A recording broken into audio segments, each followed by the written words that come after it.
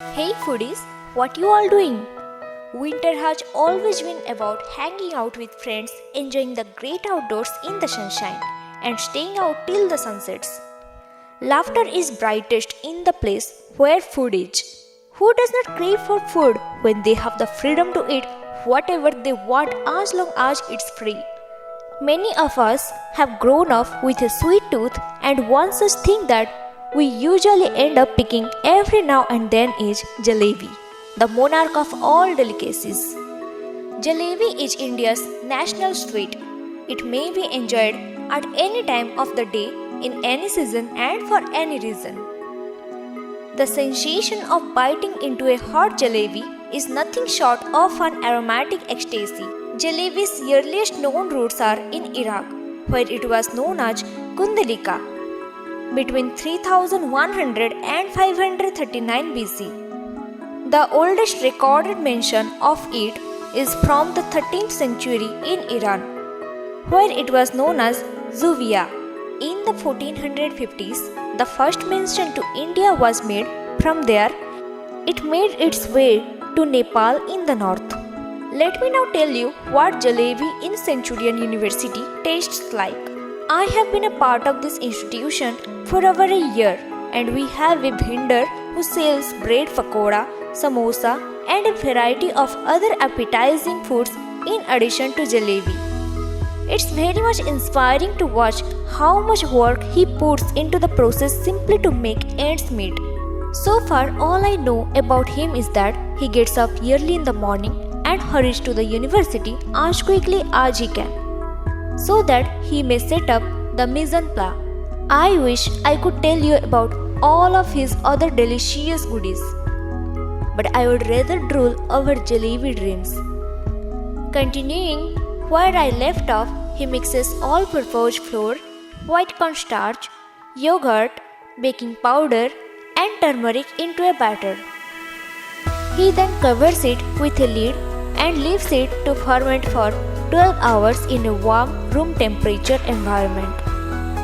Because the fermentation procedure takes 12 hours, he performs it every evening soon after he closes his business, ensuring that the batter has enough time to ferment and be ready for the next day. He stirs the batter thoroughly with a ladle before deep frying it to ensure that it is lump-free. Now comes the inspection of consistency, where he makes sure it's sticky and falling. To deep fry the jalebis, he boils the oil in a wide-mouthed flat pan over medium heat. He then pours the batter onto an empty coconut half with a hole in the center, allowing the batter to simply slide off in a straight line. He inserts a finger to halt the flow so it does not slide off the coconut shell.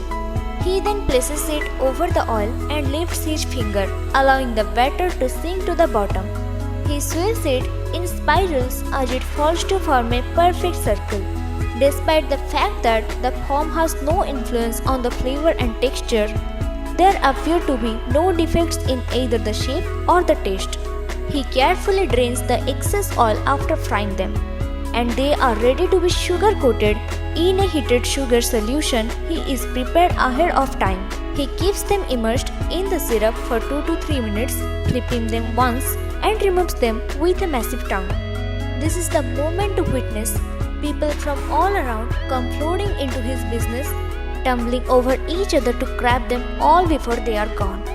He, like the rest of us, has been confined to our homes for some months owing to the spread of COVID. He managed to make good on his yearly investments, but his business does not appear to be as successful as it once was. But he never gives up, and that is what inspires me the most. मौसा, आपका नाम क्या है? भोजन साहब। आप कितने साल से आप ये बिजनेस कर रहे हैं? 15 साल हो गया। 15 साल से यही कॉलेज में हैं आप? 15 साल कॉलेज में हो गया। और कितना एक दिन में कितना कमा लेते हो आप यहाँ से? 2000।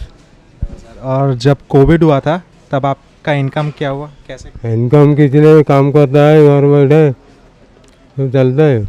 और जब कॉलेज रीओपन हुआ फिर से कोविड की वजह से आपका बिजनेस पहले की तरह चल रहा है या कम गया है थोड़ा सा? और 200-300 हुआ था, पर अभी 2000 तक आ गया। अच्छा ठीक है, thank you Mao sir. Thank you. With all of my heart, soul, taste buds, and stomach, I adore it.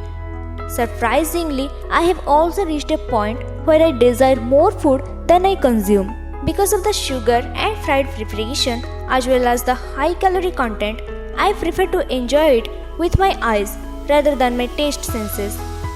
When I do have a chance to eat, though I do not regret it. Thank you.